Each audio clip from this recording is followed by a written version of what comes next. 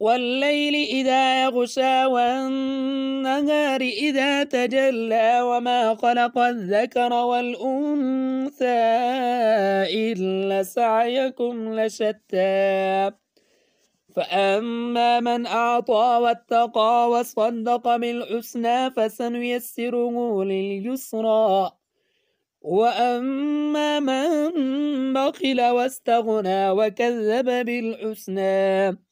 فسنيسره للعسرى وما يغني عنه ماله إذا تردى إن علينا للهدى وإن لنا للآخرة والأولى فأنذرتكم نارا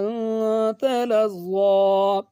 لا يصلاها إلا الأشقى الذي كذب وتولى وسيجنبها الأتقى